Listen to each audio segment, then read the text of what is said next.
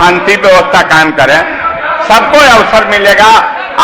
आप सोचे नहीं, मैं अवसर सबको दूंगा, समय आने दीजिए। अध्यक्ष महोदय, सबसे पहले मैं भी आपको शांति से सुने।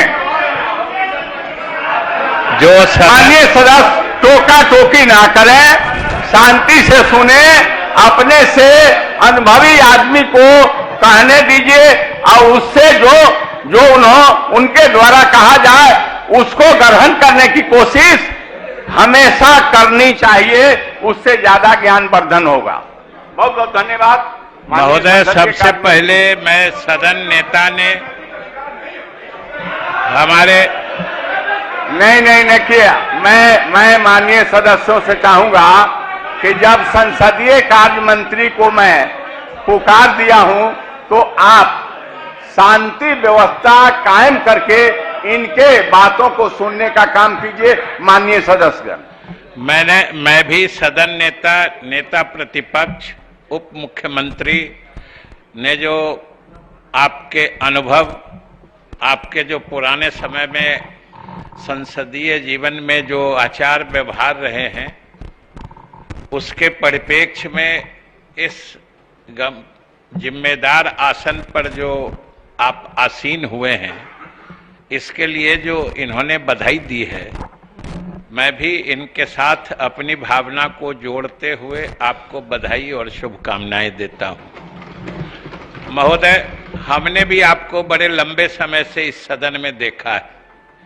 और हम आपको लगभग पिछले 40 वर्षों से, क्योंकि मेरे भी इस सदन में आए हुए इस वर्ष 40 वर्ष हो गए, मैंने आपको लगभग 35-40 वर्षों से इस सदन में कार्य करते आपको देखा है और आपने जिस तरीके से सदन में नियमों का पालन करते हुए जिस उच्च संसदीय परंपरा और जीवन का निर्वाह किया है, हम समझते हैं वो हम सभी जो इस सभा के सदस्य हैं उनके लिए वो एक मिसाल है और सब लोगों को उससे सीख और उससे सबक लेना चाहिए कि आखिर सदन में अपनी बात, गंभीर से गंभीर बात किस तरीके से नियम के तहत की जा सकती है, इसका आपने पिछले दिनों उदाहरण पेश किया है और हम तो कहेंगे सभी माननीय सदस्य। और महोदय, ये प्रसन्नता की बात है कि हमारे सभी विपक्षी दलों, हालांकि अब एक ही विपक्षी दल बच गई है, एक विपक्षी दल जो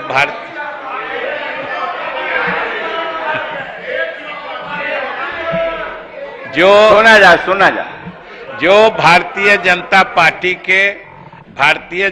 पार्टी के माननीय सदस्यों ने भी जो आप में आस्था प्रकट की है, यह उच्च संसदीय परंपरा का निर्वहन है। इसके लिए भी मैं भारतीय जनता पार्टी के भी नेता प्रतिपक्ष और तमाम माननीय सदस्यों को बधाई देता हूं और धन्यवाद देता हूं महोदय। और यही आशा करता हूं कि इन्होंने जो आप में आस्था व्यक्त की है सर्वसम्मत चुनाव करा के, या नेता प्रतिपक्ष ने आप में जो आस्था प्रकट की है, इस आस्था को आने वाले समय में भी बरकरार रखेंगे, यही हमारी मतलब शुभकामना है। और महोदय, संयोग से इसी महागठबंधन ने, माननीय मुख्यमंत्री ने और उप मुख्यमंत्री ने मुझे भी कुछ दिनों के लिए आपके आसन पर काम करने का मौका दिया था और हम भी वहां पर 5 साल आपकी, जो हमारे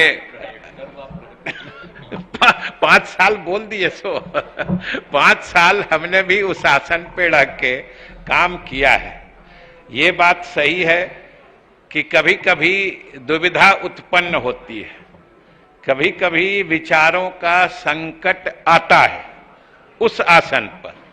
हम शायद विजय सिन्हा जी भी ने भी महसूस किया होगा, लेकिन महोदय हम वहां से भी कहते थे और आज यहां से भी कहते हैं कि जब आसन के सामने कोई दुविधा या संकट की घड़ी आती है तो देखिएगा कि बराबर आपके मेज पर एक संविधान की पुस्तक होती है और एक बिहार विधानसभा की जो प्रक्रिया तथा कार्य संचालन नियमावली होती है उसकी एक होती है।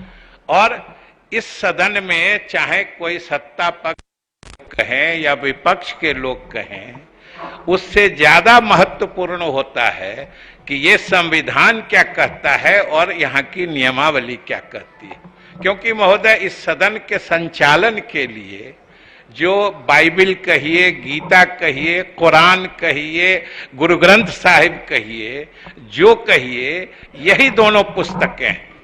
जहां कहीं दुविधा होती है, जहां कहीं परेशानी होती है, सदन में संकट उत्पन्न होता है, तो यही दोनों पुस्तकें रास्ता दिखाती हैं महोदय। इसलिए हम समझते हैं कि आप पुराने सदस्य हैं सत्ता पक्ष में, हम लोग तो आपके साथ रहेंगे ही। हमारे माननीय विपक्ष के नेतागण भी जो आज उन्होंने आप में आस्था प्रकट की है उसके अनुरूप व्यवहार करके हम लोग सदन चलने दे। माननीय मुख्यमंत्री जी ने भी कहा है कि सबसे प्रमुख बात जो होती है, जितने नियम या संवैधानिक प्रावधान है, सब में मुख्य बात यही कही गई है कि यह सदन विमर्श का सदन होता है।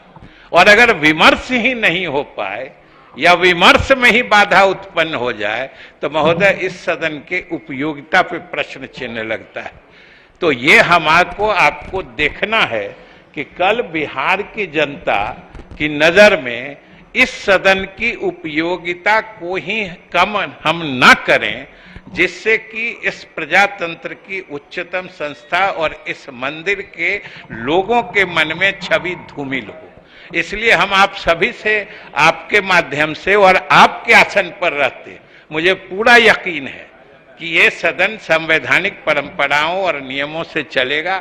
हम सभी आपके साथ रहेंगे। इन्हीं शब्दों के साथ हम आपके प्रति शुभकामना और बधाई देते हैं।